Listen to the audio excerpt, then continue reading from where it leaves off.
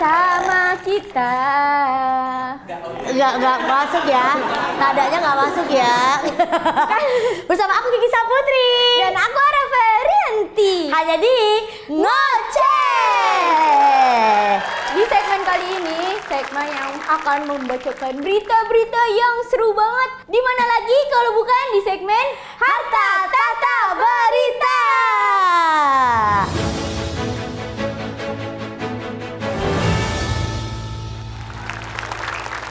Berita yang pertama apa tuh Ibu Kiki? Kita masih berkaitan dengan COVID-19. Walaupun sudah masuk ke PPKM level 1, tapi ada info terbaru yaitu bahwa selama September dan juga Oktober kemarin terjadi penurunan kasus aktif COVID-19 di Indonesia. Alhamdulillah. Dan juga di India dan juga di Inggris. Bahkan Indonesia berhasil menurunkan dengan drastis angka kasus positif dan kematian akibat pandemi ini. Alhamdulillah. Alhamdulillah. Dan juga Indonesia bahkan mendapatkan pengakuan internasional atas keberhasilannya tersebut. Namun ini juga harus kita waspadai ya, jangan sampai kita terlena. Betul banget. Ya kan? Karena masih terngiang di telingaku. Terlena.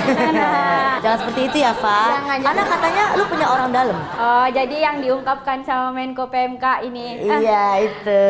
Muhadjir Effendi ini baru-baru ini telah terjadi tren kenaikan kasus aktif di 131 daerah kabupaten kota di seluruh Indonesia. Jadi walaupun jumlahnya tidak terlalu tinggi, namun tren naik ini harus diperhatikan bersama untuk diambil langkah pencegahannya. Betul, apalagi setelah dilonggarkan PPKM, jangan tiba-tiba langsung semena-mena kemana-mana gitu ya kan. Jangan ada jaga jarak. Betul, jangan sampai terjadi gelombang ketiga. Aduh, jangan sampai deh kapan berakhirnya pandemi ini ya kan. Nah, untuk itulah teman-teman, pemerintah kita tercinta sudah menggalakkan lagi program vaksinasi dengan target 60% warga sudah selesai vaksin dosis kedua pada Desember 2021. Betul banget. Udah vaksin yang kedua belum? Udah dong, udah kelima ini. Banyak bener loh. Kebanyakan ya. Dan di Bali akan jadi prioritas Niki. Karena keran pariwisata sudah dibuka dan Bali akan jadi tuan rumah penyelenggaraan beberapa event internasional di akhir tahun ini dan awal tahun depan. Makanya buat teman-teman yang pengen cepat-cepat bisa ke Bali, ikutin aturan pemerintah dengan vaksin. Betul. Halal, aman, BPOM. Jadi vaksin aja, Say. Betul, dan gak sakit guys. Rasanya cuma kayak gitu doang gak sih? Lebih sakit dibohongin gak sih? Kalau aku sih nggak pernah. Kalau kamu kan sering banget, jadi udah nggak sakit kan? Iya, kalau kamu kan kamu yang bohongin pasangan kamu kan. Tapi nggak apa-apa karena ada kabar gembira untuk kita semua. Aduh. Jadi guys, di awal bulan November ini kalian diperbolehkan untuk vaksin untuk teman-teman usia 6 sampai 11 tahun. Yeay. Wow. Teman usia 6 sampai 11 tahun ini kebetulan emang teman saya. Oh, seangkatan ya. Jadi ada vaksin Sinovac diizinkan oleh pemerintah untuk vaksin ke anak 6 sampai 11 tahun ya, Pak. Jadi Badan POM ini akhirnya menerbitkan izin darurat penggunaan vaksin Sinovac untuk anak usia 6 sampai 11 tahun. Walaupun izin ini baru untuk satu jenis vaksin, tapi ini tentu disambut dengan sukacita karena pembelajaran tatap muka sudah dimulai diinisiasi. Sudah mulai diinisiasi. Iya, betul. Betul sekali. Jadi setelah serangkaian tes rumit dengan penuh kehati-hatian, akhirnya vaksin Sinovac dinyatakan aman untuk diberikan kepada anak-anak usia sekolah dasar. Betul banget. Jadi Ikatan Dokter Anak Indonesia ini menyambut baik hal ini dan mendorong para orang tua untuk jangan ragu mengajak anaknya divaksin. Terlebih lagi sebagian besar anak-anak imunnya lebih kuat dari orang dewasa, sehingga bila terpapar virus COVID, kebanyakan tanpa gejala dan lebih rentan menularkan pada orang dewasa. Iya, betul banget. Nah, itu kan kalau misalnya yang bahaya tuh kalau OTG. OTG? Orang tanpa gejala. Oh, betul. Karena nggak ketahuan. Betul. Kalau yang bergejala kan bisa diisolasi, ketahuan nih ada kayak penciumannya hilang, demam, rasa. iya, bisa diisolasi. Kalau yang OTG masih dilakban. Masih dilakban. Gitu maksudnya ya kan.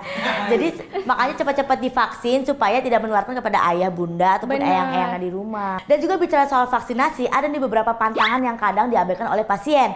Makanya nih ada beberapa hal yang harus diingatkan dan juga diperhatikan setelah vaksin ataupun sebelum vaksin. Jadi untuk membentuk antibodi yang maksimal pasca vaksinasi, ada beberapa hal yang pantang dilakukan seseorang setelah menerima suntikan vaksin. Dilansir dari berbagai sumber, kami rangkumkan untuk Anda nih. Yang pertama adalah jangan minum alkohol. Daripada mabora-mabora, habis vaksin Bener. disarankan untuk minum banyak air putih saja. Betul. Apalagi minum hand sanitizer. Bagus buat tangan, tangan nggak bagus buat lambung kan? Nggak bagus. Nanti lambung lu keset ya.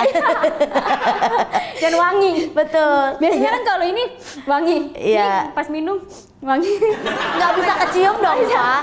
Tiba-tiba lu keluar dari udel gimana sih? Nggak bisa ya. Yang kedua, jangan makan makanan yang berlemak ya, atau lemaknya lemak jahat, Betul. oke? Karena nggak semua lemak itu baik. Lemak tuh sama aja kayak teman. Ada yang baik, ada yang pura-pura baik. Wah. Jadi mending makan makananlah yang gizinya seimbang. Betul. Kan? Ada apa lagi? Dan yang ketiga ini jangan ngerokok, Ki. Nah, ini kebiasaan nih kalau nunggu giliran vaksin malah ngerokok. Karena rokok selain mengganggu juga menurunkan kemampuan tubuh untuk menghasilkan antibodi. Betul. Jadi tadi udah jangan minum alkohol, terus juga jangan makan yang terlalu mengandung lemak jahat, jangan juga merokok, dan jangan beraktivitas yang berat-berat ya kan. Paling nggak buat 2-3 hari lah. Kalau emang kalian punya beban yang berat untuk menanggung beban keluarga, diredain dulu gitu. Istirahat dulu aja ya. Istirahat, tapi kalau ada kerjaan masuk Ambil. Karena kalau nggak kerja bebannya tambah banyak lagi ya. Dan yang paling penting nih, jangan lupa tidurnya 7-8 jam sehari. Betul. Dan juga berolahraga, tapi yang ringan-ringan aja. Ya, jadi supaya kalian tetap apa ya, tetap stabil kesehatannya gitu betul. ya kan. Jangan sampai terlalu stres. Apalagi sambil vaksin sambil ngumpet dari debt collector. Oke, itu ya kan, kejar-kejaran pasti ya kan. Ada apa lagi? Ini satu lagi nih. Jangan berpikir jika sudah divaksin berarti kebal terhadap virus corona ya. Vaksin hanya melindungi kita dari gejala serius hingga kematian ketika terpapar virus jahat ini, Ki. Ini tuh lu cerdas ya kan. Baca ya. Nah, kita juga punya berita, ada kebijakan baru yaitu YouTube tak bayar konten anak berkualitas rendah. Nah, ini berita buat kalian nih para konten kreator, terutama untuk yang suka mengeksploitasi anak. Bukan deng. Serem banget dong. Bukan, ya kan? bukan. Maksudnya suka mengupload konten untuk anak-anak. Jadi ada kebijakan baru dari YouTube yang tidak akan membayar untuk konten anak yang berkualitas rendah. Apalagi masih 3GP ya. Rendah bener.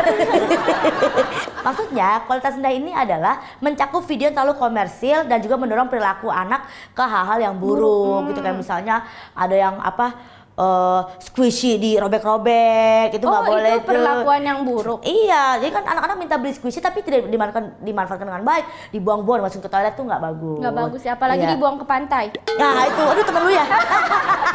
Temen saya lagi. Karena saya tidak mendapatkan monetize, jadi akun YouTube juga akan memberikan sanksi, yaitu penghapusan akun dari program mitra YouTube. Jadi hal ini adalah bagian dari upaya YouTube untuk meningkatkan kenyamanan YouTube dan YouTube Kids sebagai platform yang ramah anak dan keluarga. Betul. Jadi kalau bisa bikin konten harus yang bagus-bagus aja, yang mendidik, jangan yang mendadak. Asal-asalan. Iya, kan tahu doang yang mendadak. Betul, tahu bulat juga Tahu mendadakan. Alright. Nah, juga bikin konten itu yang edukasi gitu loh. Tapi kalau ada tuh konten artis ya, Iya. dia tuh kayak cium-cium artis Oh gitu. iya, Kayak ada. cium-ciuman cowok-cowok ganteng Bener, gitu. itu sok kecantikan banget tuh orangnya ya kan. Katanya sekarang kan udah semua aktor ya, katanya mau kameramen juga. Nah itu jangan ya, jangan ditiru yang Betul. yang berkualitas aja, yang bisa memberikan edukasi. Bener. Gitu kan. Tapi jangan lupain juga bahwa para content creator ini hidupnya kan dari AdSense. Betul banget, Termasuk kita AdSense. berdua kan. Ya maaf ya kalau ada konten-konten yang gak mendidik. Tapi selalu saya kasih warning 18 tahun kan. Iya benar selalu diinin sama dia. Oke, tapi hati-hati juga ya. Jadi ada peraturan juga, pedoman juga harus jelas. Jangan terlalu abu-abu sehingga ada pasal-pasal karet yang akan merugikan konten kreator yang berkualitas. Wah. Ini harus dipelajarin buat kita berdua juga nih ya kan. Nah, itu tadi beberapa berita-berita yang unik dan menarik yang udah kita bacain. Jadi jangan kemana-mana, nanti ada segmen-segmen seru lainnya. Pastinya. Tetap di Ngomong